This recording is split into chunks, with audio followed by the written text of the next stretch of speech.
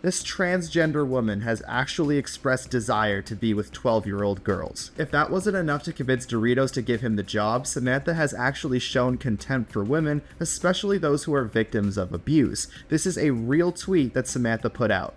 I hate women who are victims of rape and who turn to self-help centers to overcome their trauma.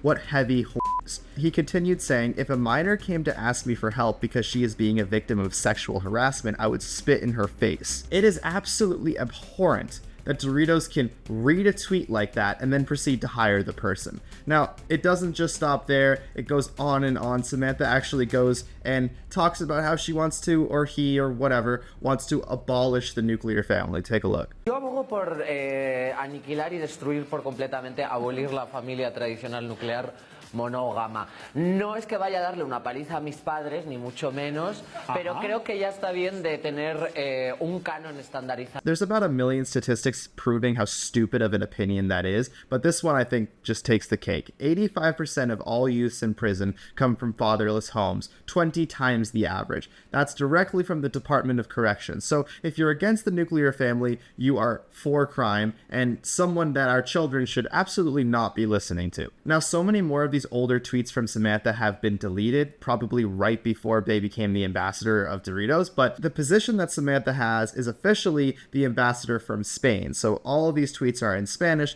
but I've went ahead and translated them, and I'm not seeing anyone else actually cover all of these tweets. This is actually insane. Here's the first one. I want to do thuggish things, like stick a 12-year-old girl up my ass. It's a real tweet. Now, the backlash is going to be so massive that unless Doritos wants to lose their entire company over this, they will rescind the offer to Samantha in less than a week. But here's another tweet. I just ran my through my little cousin's and she smiled at me. The little ones also deserve pleasure. Like, what the fuck? How is this happening? Okay, just think for a moment that you are the chief marketing officer at Doritos and you're reading these tweets and you decide to hire the person. I'm not even going to say hire the person anyway, because clearly there's so many people who could be ambassadors for Doritos, who can eat a chip, look good doing it, and convince people to eat a chip. It's not that hard.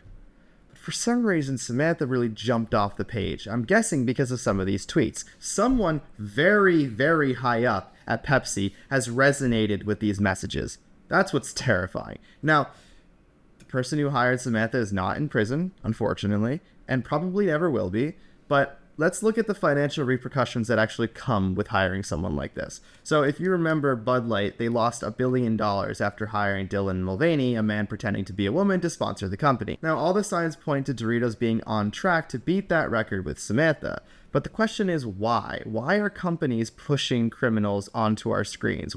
Who is benefiting? And most importantly, who is telling them to do this? So they know that going woke leads to going broke. It's happened every single time a company has done anything remotely like this. They suffer the financial consequences. When you have a company like Doritos, a product that is mainly purchased by kids or for kids, you have to expect that putting a transgender person who fantasizes about being with 12-year-olds is going to hinder sales. You have to expect that. Now, for the first time in history, though, companies are not prioritizing profit and instead are, quote, prioritizing being on the right side of history. So they would rather lose their company than be told they aren't inclusive of everyone. That would be including pedophiles and whoever else. Now, because the news is so recent, the boycotts have only just begun. Keep an eye out and don't buy Doritos until this person is removed from their position. I'll see you in the next video.